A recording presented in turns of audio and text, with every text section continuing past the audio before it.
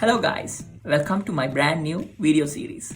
So throughout this video series, I'm going to discuss and share and also find out very interesting facts about agriculture and the farmers and their communities and all the interesting fact you needed to know.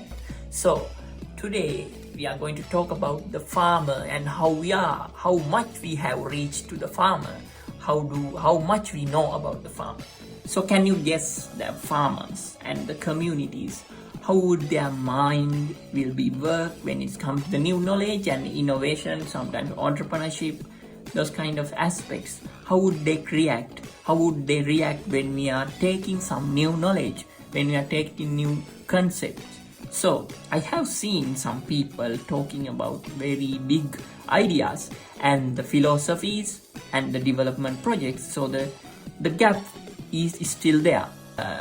Different when it comes to the other farmers in the world, but Sri Lankan farmers, we are talking about here Sri Lankan farmers, they are more expecting about what is the end result of your innovation, what is the end result of your entrepreneurial idea. But they are expecting that. The first thing is the language.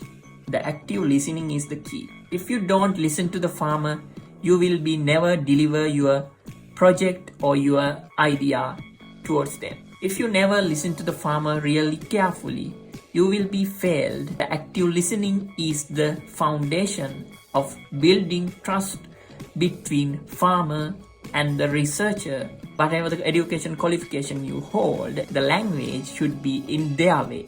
Most of the time, the people who taught us, they know how to deal with farmers. But when it's come to the young generation, they don't know the thing that some farmers, some first generation farmers are still doing their agriculture, and maybe the second generation farmers, they are not much familiar with the scientific term you are referring. So second thing is the cultural values. So the cultural values, it is the very hard thing to approach, hard thing to assess.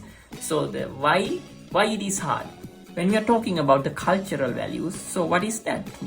Their traditions, their practices, and their beliefs. Do we know their beliefs?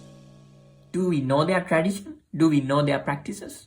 Yeah, most of the time by the books.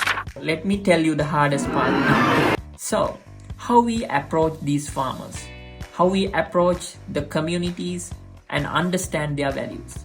You need to be very methodical here. You know why? Because sometimes in the community there are several peoples. Like some peoples may be innovators. Some people they are not that much of innovators. They are really afraid to taking some risk. So then you understand the leadership of the community. Lead farmers, they are basically like a captain. They are influence their crew very much. They direct the crew with their ship. So when it comes to farmers, it is kind of same, because that's the community. You take the community. There are some values, there are some practices they are favoring. That's favored practices, and the perspective are most of the time influenced by the lead farmer. Finally, you accept the tradition. One thing we need to understand is the tradition. That there are no wrong traditions when it's come to the farming societies. And when it's come to the Sri Lanka, their cultures, their tradition, their practices, their whole belief systems of agriculture can be different. So how we can understand those things? So you admire it and you study it. Then you become a part of their tradition. So it's a whole package you need to learn.